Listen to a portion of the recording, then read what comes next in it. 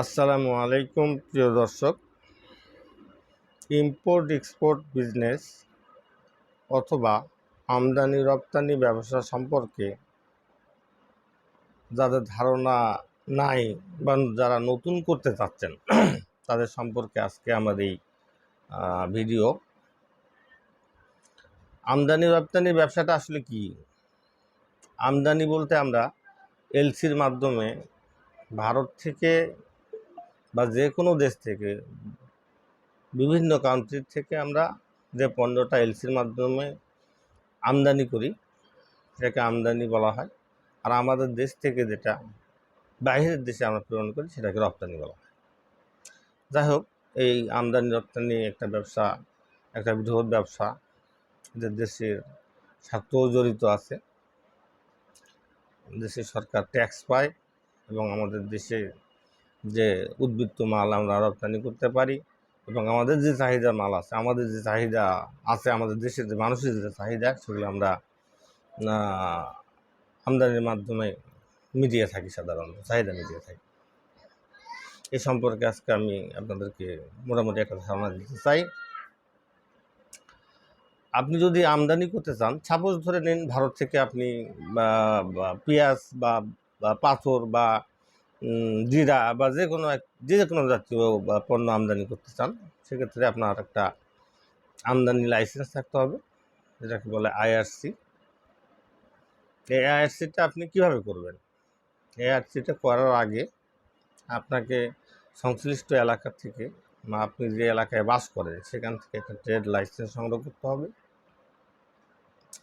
তারপরে আপনার আয়কর থাকতে হবে। তারপরে আপনার চেম্বার্স অফ কমার্সের সার্টিফিকেট থাকতে হবে। তারপর আপনার ভ্যাট থাকতে হবে। এই সমস্ত জিনিস আপনার থাকতে হবে। যদি সব কিছু ঠিকঠাক থাকে আপনি আইআরসি করতে পারবেন। আইআরসি করার পর কী লাগলো? একটা আইআরসি যখন আপনি সম্পূর্ণ একটা আইআরসির মাধ্যমে যখন আপনি আমদানি করতে চান, এরকম একটা আইআরসি করতে গেলে আপনি কী কী কাগজপত্র লাগবে? আপনার ট্রেড লাইসেন্স, আপডেট হালনাগা ট্রেড লাইসেন্স, আপনার আয়কর সার্টিফিকেট, আপনার ভ্যাট সার্টিফিকেট, আপনার সংশ্লিষ্ট ব্যাংক থেকে প্রত্যয়নপত্র, যে ব্যাংক থেকে আপনি এলসিটা ওপেন করবেন বা এলসিটা নেবেন সেই ব্যাংক থেকে আপনার প্রত্যয়ন সার্টিফিকেট। এই জিনিসগুলা আপনাকে নিতে হবে।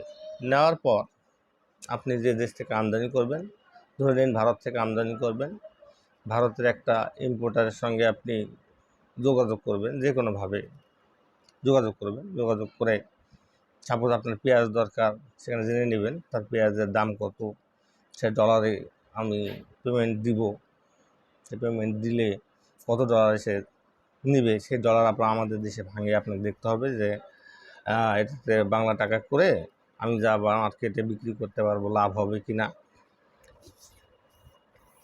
যাই হোক, এই জিনিসগুলো খেয়াল রাখতে হবে। তারপরে আপনি ব্যাংকে গেলেন, ব্যাংকে বা যাওয়ার আগে আপনাকে ওই আমদানি রপ্তানিকারকের কাছ থেকে, ইন্ডিয়ান রপ্তানিকারকের কাছ থেকে আপনাকে একটা পিআই বা প্রোফার্মা ইনভয়েস দিবে। সেখানে বিস্তারিত লেখা থাকবে যে এত টন মাল এত ডলারে আপনাকে আমদানি করতে হবে।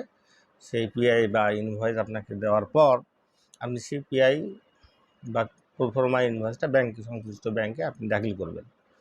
দাখিল করার পর ব্যাংক আপনাকে একটা এলসি ইস্যু করবে। এবার এলসি হয়ে গেল।